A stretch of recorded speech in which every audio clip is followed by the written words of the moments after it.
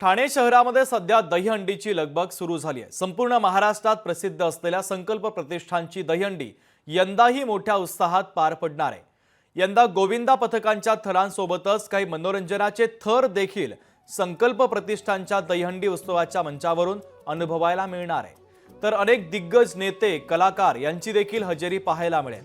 या संदर्भात आमदार रवींद्र फाटक यांच्यासोबत संवाद साधला आमचे प्रतिनिधी शुभम कोळी यांनी। आपण पाहूयात। सोबत बोलण्याकरिता आमदार रवींद्र फाटक आहेत। सर, काय सांगाल, संकल्पची हंडी म्हणतात संपूर्ण महाराष्ट्रभरात प्रसिद्ध आहे। यंदाची संकल्पची हंडी कशा प्रकारची असणार आहे? हे संकल्प प्रतिष्ठानचं 18 वर्ष आहे आणि 18 वर्ष आपण या संकल्प चौकामध्ये दहीहंडी उत्सव करत असतो। यंदा ह्या दहीहंडीला चांगलं महत्त्व आहे आणि त्या माध्यमातून सन्माननीय महाराष्ट्राचे मुख्यमंत्री एकनाथ शिंदे साहेब यांच्या नेतृत्वाखाली या संकल्प प्रतिष्ठानची दहीहंडीचा उत्सव होत असतो। यंदा आपलं यांचं नवीन म्हणजे आपलं या कार्यक्रम असणार आहे आणि या कार्यक्रमाचे सगळे स्पर्धक असणारच आहे।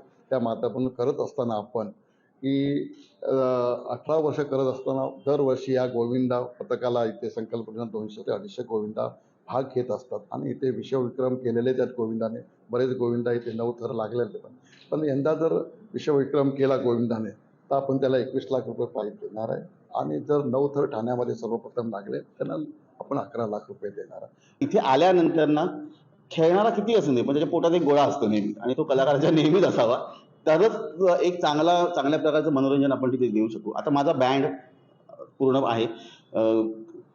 अजून एक मी त्याच्याबरोबर सांगेन की नुसता बँड नाही, तर आपण असं म्हणतो की पारंपरिक वाद्य कुठेतरी यायला पाहिजे। तर मी पहिल्यांदा अजूनपर्यंत 18 वर्षात इथे आय डोंट नो मी बघितलं नसेल, पण पहिल्यांदा जवळपास 23 ते 25 लोकांचा ब्रास बँड इथे असणार आहे। म्हणजे 35 वादक ह्या ग्राउंडवर बॅटिंग करण्यासाठी येणार आहेत। आपण नेहमीच पाहत असतो टीव्हीवरती, असं म्हणतो की अरे ह्या अवॉर्ड फंक्शनला आपल्याला जायला पाहिजे, कधीतरी जायला मिळायला पाहिजे। तसंच मी संकल्प प्रतिष्ठान आणि रवींद्र फाटक साहेबांची जी हंडी असते, मला असं वाटतं ही हंडी फक्त मुंबईत, ठाण्यात किंवा महाराष्ट्रात नाही, जगभर प्रसिद्ध आहे ती।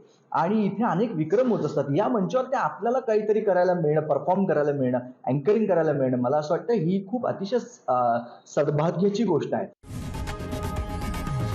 लोकशाही मराठी ऐका, पहा, जागरूक रहा।